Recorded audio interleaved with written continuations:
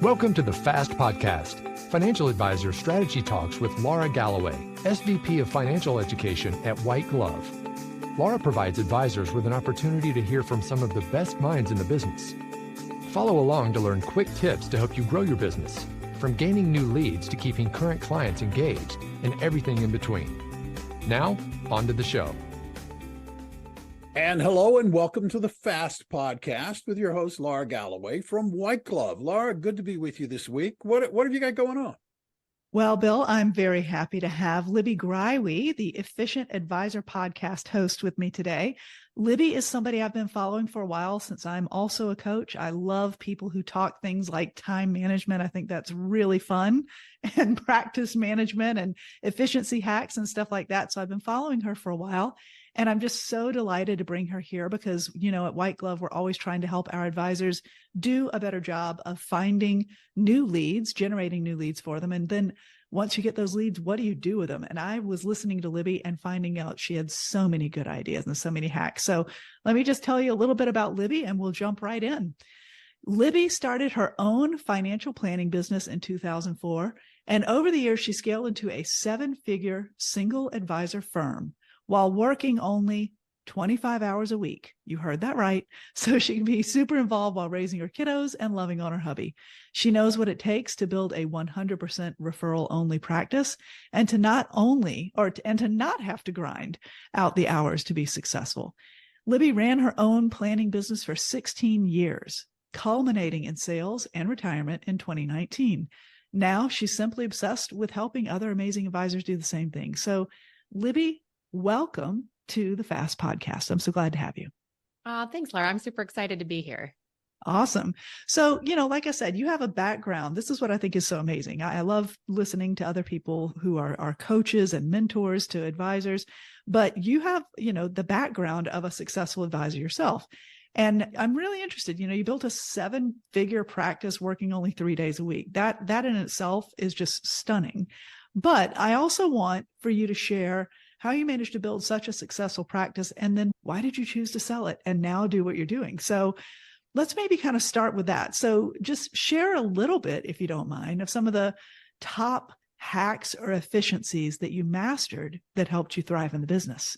Yeah, well, I always like to start that, you know, to be super clear, it was not always that way. So when I started my business in 2004, I was kind of your typical advisor who was getting their own deal up and running, right? I was working around the clock like a crazy person, nights, weekends. You know, a client wanted to meet at 6 p.m. on a Friday. I was there. I was your girl. And I know a lot of advisors can relate to that when in the early stages of starting and building your business. So in the beginning, I was that crazy person. I wasn't married. I didn't have any kids, and I was working 70, 80 hours a week, right? And I got married, and in 2008, something super terrifying happened to me, and it had nothing to do with the market crash. It was that I found out I was pregnant. And it was great because we wanted a baby, but it was also super scary because I knew that there was no way I could continue working the way that I was working and be able to show up as a mom that I wanted to be. So that's where that mission to really streamline and reduce the amount of hours that I was working kind of came from.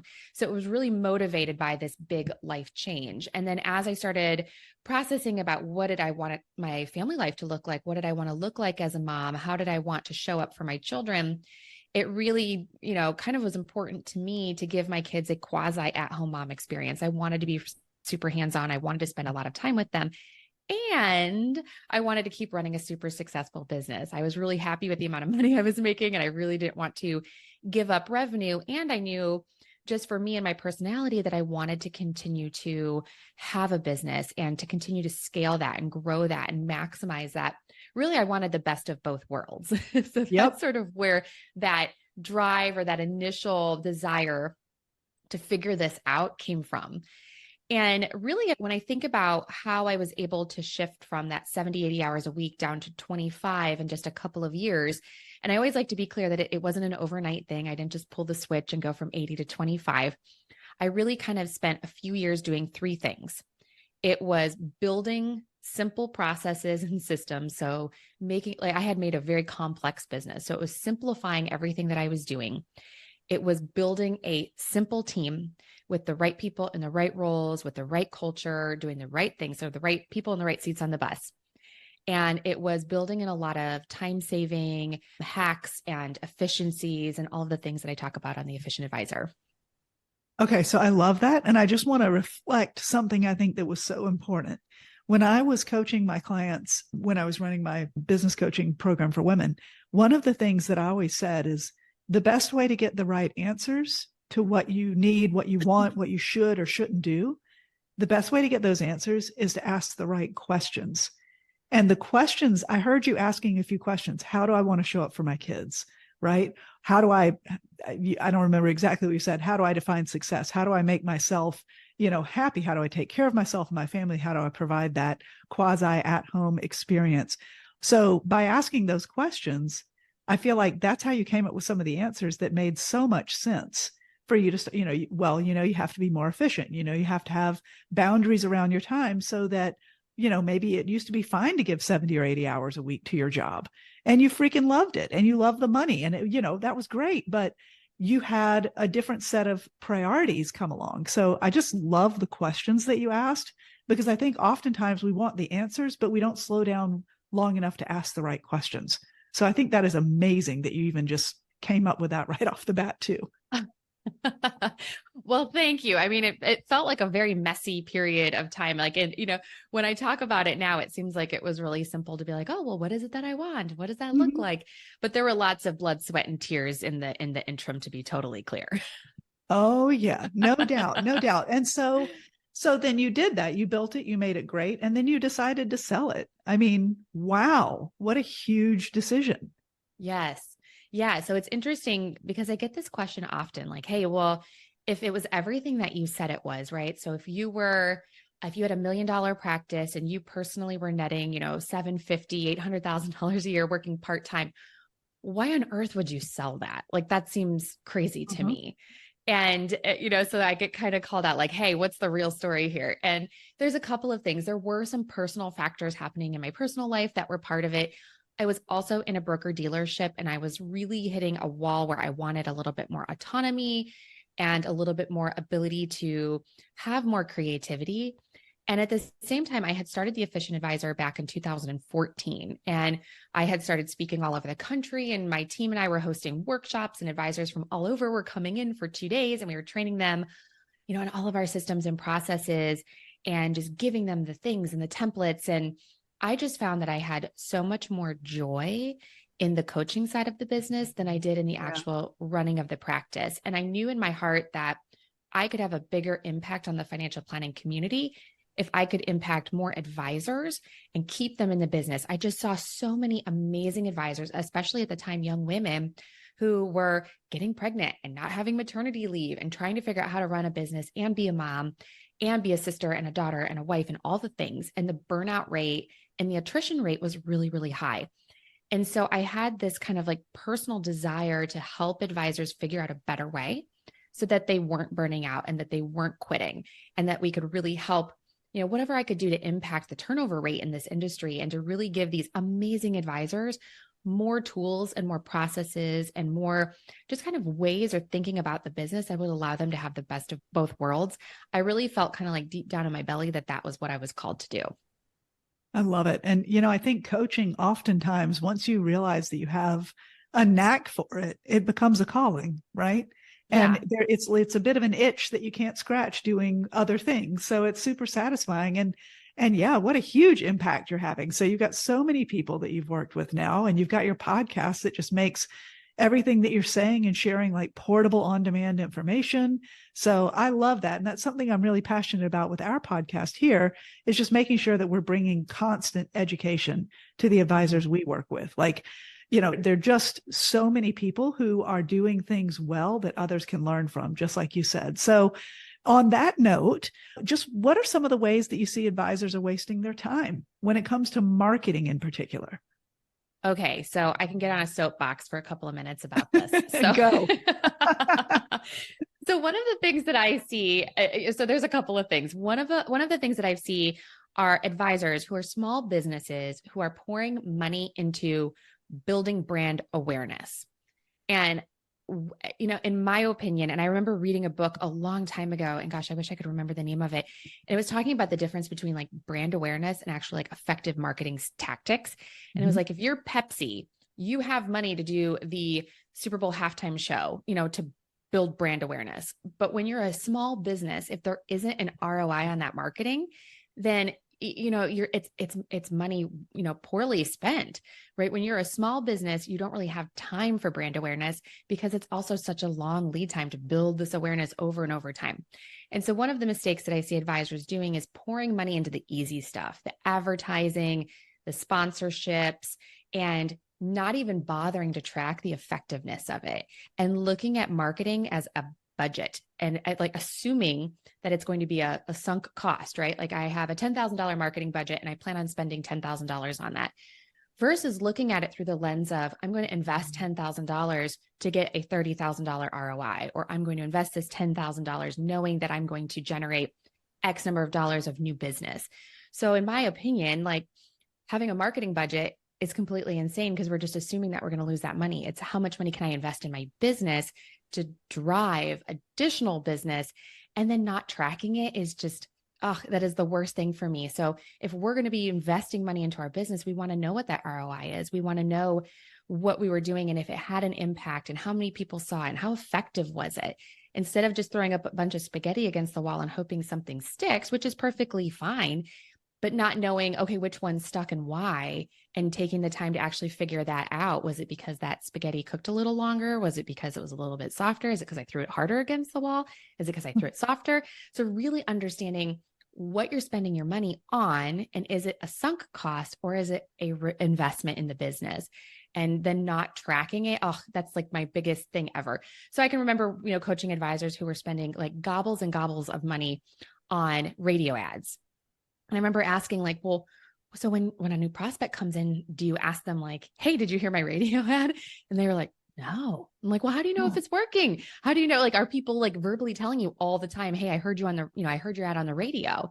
And they're like, well, no. I'm like, okay, well, let's figure out a strategy for you to start understanding where the vast majority of your prospects are coming from.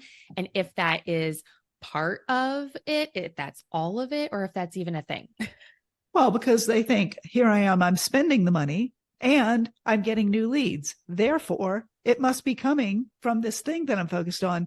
But maybe they're not focusing on the fact that, they built a website a while ago and it's finally starting to hit the search engines, and maybe it's starting to, represent them, or maybe they spoke at a conference and maybe that's what gave them the lift or the bump. You're absolutely right. So it's a waste of money if you don't track it, is such a really smart way of saying it. It's always a waste of money if you spend it and don't track it, right? That's a good point. Right. Okay. I love that. Okay. Very good soapbox. I support that 100%. I think ROI is really important. One of the things that I'm sure that you spend a lot of time working with your clients on, just in general, are their numbers, right? We always just call it here advisor math, or, what are your numbers? Because we have advisors that have been with us since, we founded White Glove in 2015. And we have advisors who can say, yeah, I've, worked on workshops since 2015. I can tell you exactly how much I've spent to the nickel.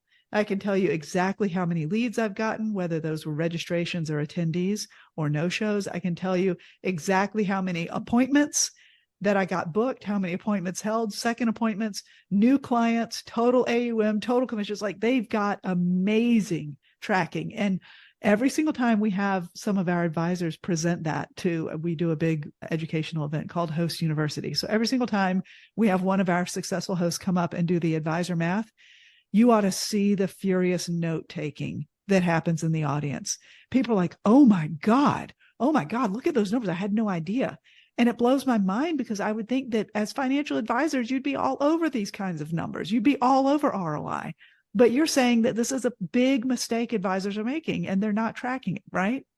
Right. And I totally get it, because when you are the business, right, you wear 5,000 hats. So you're not just the CEO, you're not just the advisor. Sometimes you're also the cleaning lady. And sometimes you're also the person that shreds the documents, and you're doing all of the things. And so it's really common, I think, for advisors to just look at, hey, here's the thing that's right in front of my nose. Here's the next thing that needs to be handled, and have maybe a little bit shorter of a vision for what they're doing in their business and saying like, that's the comment I think I hear the most is, oh, I would love to do that. I know I should be doing it.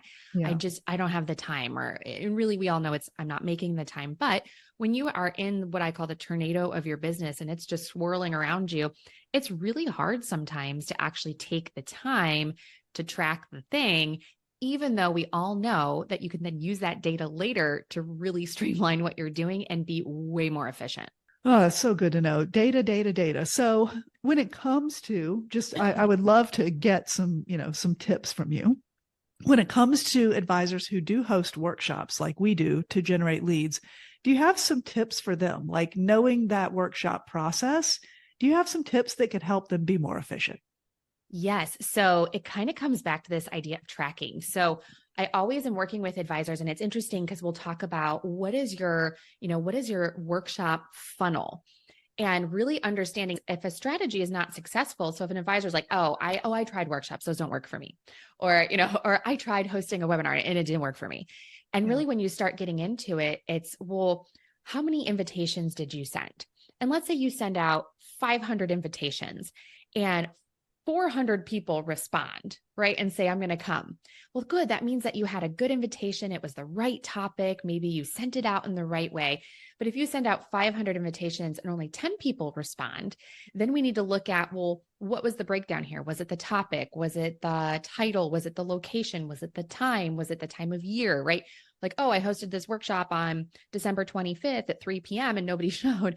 Okay, so great. If we invite 500 people and 400 people respond and 300 people actually show up, then what? We host the workshop. And if 200 people then want to move to the next step or whatever that looks like, and I know these are like ginormous numbers and they don't make any sense, but you know what I mean? 200 people say yes. That means whatever topic you presented, you did a really great job. You had a strong call to action. It was the right length. But if those 300 people show up and only 30 book appointments, we know that's where the breakdown occurred. Maybe there wasn't a strong why story. There wasn't a strong call to action. Maybe your presentation style could use some work. And then, okay, same thing. So all these people book appointments for that first initial discovery call. If a lot of people then continue on in the process and go to that next data gather or goal discussion stage, we know that your discovery call was really effective. But if not very many people move from step 1 to step 2, we know that's where the breakdown occurs, and on and on and on. So it's not like so sometimes they'll say, we'll hear that phrase of, oh, I tried that and it didn't work for me. And it's like, well, but like which part? So right. If we can track all of those numbers, we can then go back in and do some diagnostics and say, okay, like it was super strong up until this point. So this is where the breakdown occurred. This is where the numbers really dropped off. This is where your effectiveness really kind of failed you, right? Like we stopped being effective at this point in the process. And how do we then go in and do some triage and fix that area so that the next time we do it, you are more efficient and you have better processes in place, or you have a better presentation style, or we've tracked all the right stuff. It's all about using that data to empower you to make better decisions. So having a blanket statement like, oh, workshops didn't work for me, I tried that, is really doing yourself a disservice, because you could be having amazing results with workshops. And it's really understanding, well, why didn't that one work for you?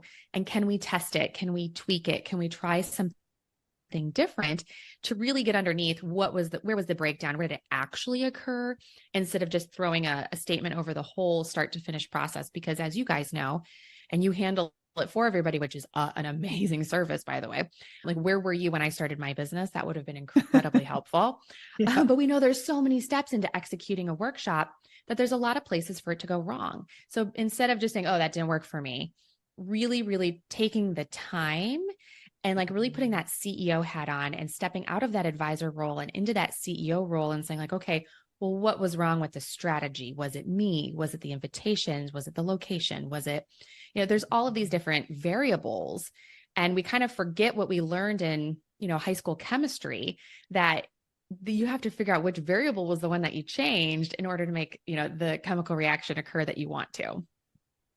I love these analogies, and I love what you're saying there, just in terms of tracking the data at all of the different conversion points, right? Mm-hmm. Because I think you listed, I was counting like 5 or 6 of them, and, of these conversion points. And, You're exactly right. That if you throw the whole thing out, you could have been moving so much closer.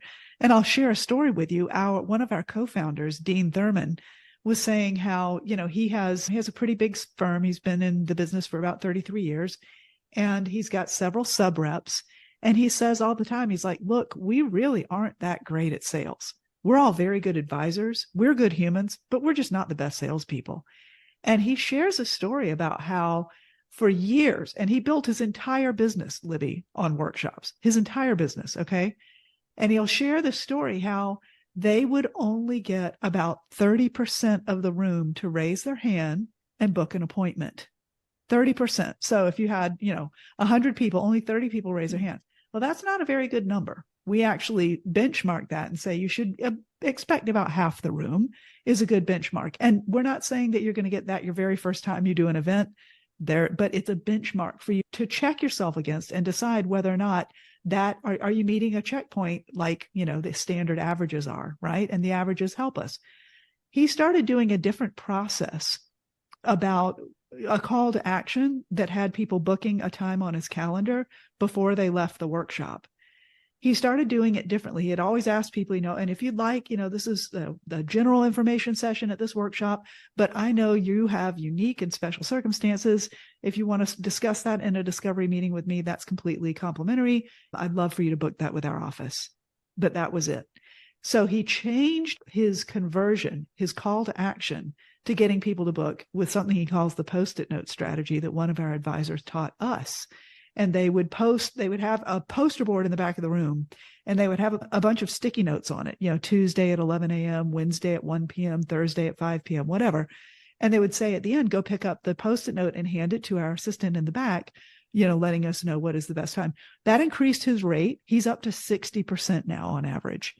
And just one tiny tweak, it's old school. It's Post-it notes. It's not even technology. It's not right. New and better expertise. It's not anything that cost any money, just a slight tweak. Literally doubled his response rate at that conversion point. So I love that you said that. That's so powerful. Yeah. And what a bummer if he would have thrown out the baby with the bathwater and just said, I'm not even close to averages. I should just try something else.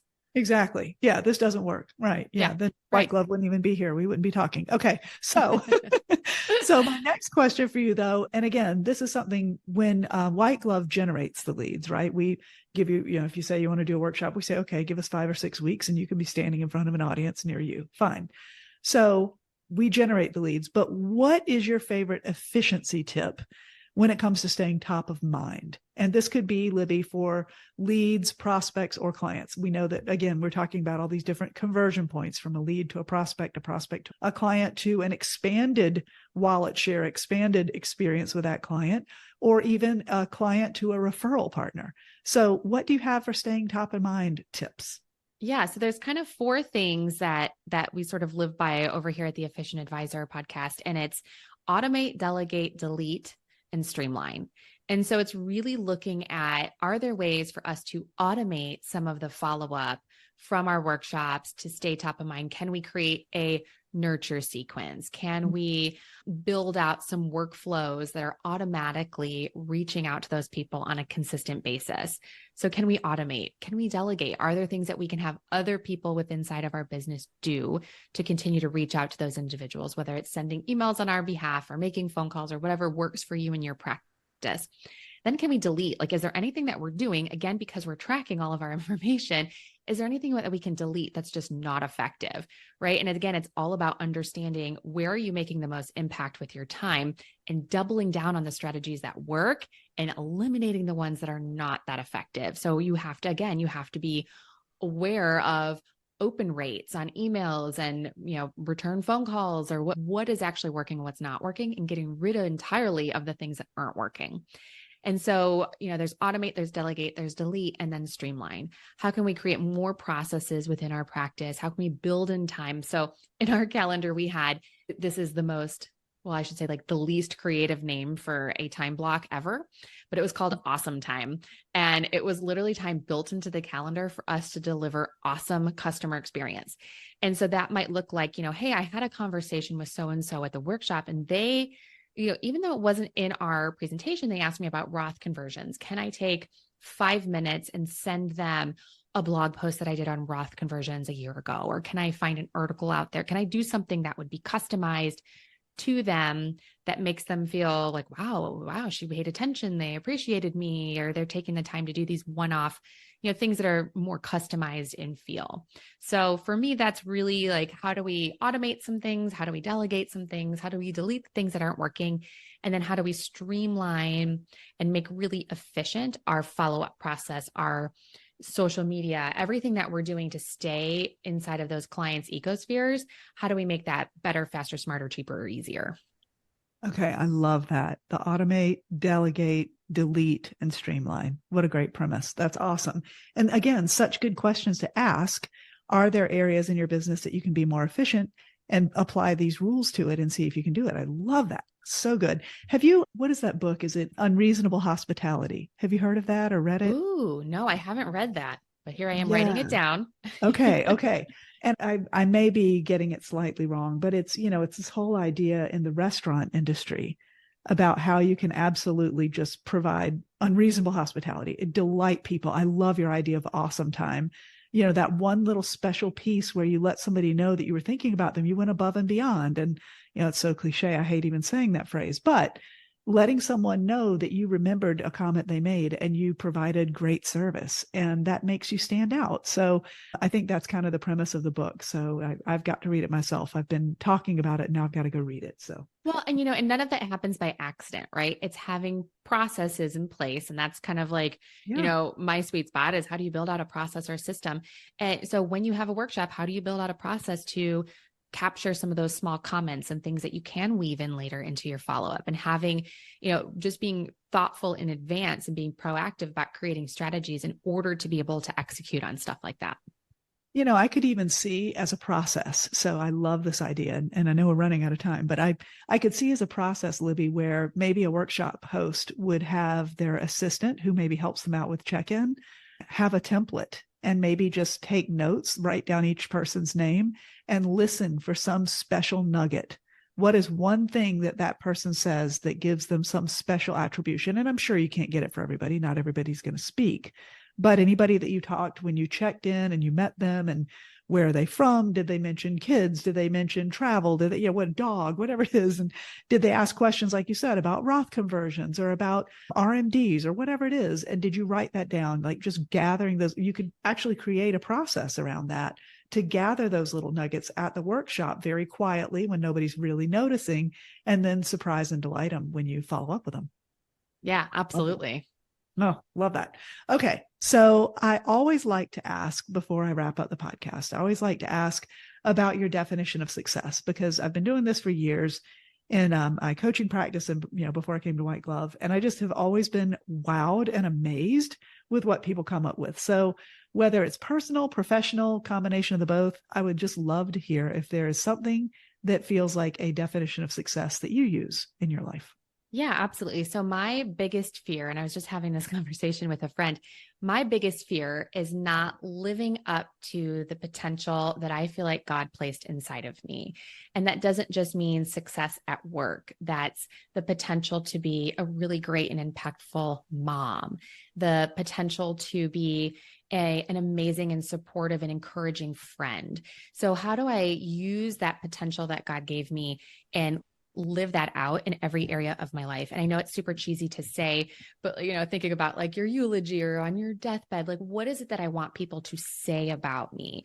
And it's not going to be, wow, she made a lot of money working a short period of time, or she sold her business when she was 30. Like, that is not going to be what I want to be remembered for. And so for me, it's being able to have an impact on others, to be able to encourage or inspire. And when I'm living out that calling is when I feel like I'm in a place of abundance. So for me, it's if I can feel like I'm in a place of abundance, whether that's I have an abundance of time, or I have an abundance of resources, or I have an abundance of energy because I'm doing all of the things in my life to create that. And there's never going to be a perfect balance between motherhood and working, or, time with friends and time with family. Like, there's never going to be a perfect balance. It's always going to ebb and flow. But if I can come from a place of abundance and know that there's always going to be enough and not come from a place of scarcity, for me, that is extremely successful. I love that. That's so great. The abundance mindset is such a great way to expand your life, but also to expand the lives of the people you touch and you impact. That's so great. I also just love the whole idea about what's on your eulogy, what you don't want. I have to say, what I've always said, I don't aspire to, is to have, wow, she kept really the best, cleanest house I've ever seen. That is not what I want to be remembered No, for. definitely not. I am in no danger of that. You are living that out. Excellent. Yeah, I'm absolutely not going to have somebody say that about me. And before I let you go, I have to ask, how old are your kids? My kids are now, my oldest is turning 15 here in a couple of weeks, and my youngest is 12 and a half. Oh, that's awesome. That's so great. Yeah, mine are 21, 19, and almost 17. So I love it. It just gets better. So. It really does. It doesn't get necessarily easier. It's just different. And I always say that it feels like every period of raising kids lasts just the right amount of time. Like when you're kind of sick of diapers, then they move on. And then you're kind of sick of like getting up all night, and then they kind of move on. And it just does keep getting better. Yeah. Well, awesome. Thank you so much for the time you spent with me today, Libby. It was a pleasure having you on the FAST podcast. Oh, thanks so much for having me. I appreciate everything that you guys do for the advisor community. Wow. Okay, Laura, I know that regular listeners don't need me to say this, but you always manage to have the most fascinating guests, and listening to them always forces me to look at questions that have been asked all my life in a different kind of way. So thank you for the guests you have on and the insight that you bring on a regular basis. It's fascinating. It really is. I appreciate it, Bill. Thank you. No, thank you. And thank you for tuning in, listeners. If you happen to be listening to this for the very first time, hit the subscribe button below so that you will be sure not to miss the next episode of the FAST podcast, Laura Galloway. When you subscribe, it gets delivered to your listening device. You don't have to worry about where you heard it or when it is or what it is, because it gets delivered right to you. And while we're at it, we'd humbly ask that you share this podcast, rate it, leave a review, because this helps people find the show. Again, thanks for listening today. For everyone at White Glove, this is Bill Tucker reminding you to live your best day today. Thank you for listening to the FAST Podcast, Financial Advisor Strategy Talks with Laura Galloway, your go-to source designed to help you grow your business. Have questions about the topics covered during the show? Visit our website at www.whiteglove.com. or email us at info@whiteglove.com. Don't forget to click the follow button to be notified when new episodes become available. The information covered and posted represents the views and opinions of the guests and does not necessarily represent the views and opinions of White Glove. The content has been made available for informational and educational purposes only. The content is not intended to be a substitute for professional investing advice. Always seek the advice of your financial advisor or other qualified financial services provider with any questions you may have regarding your investment planning.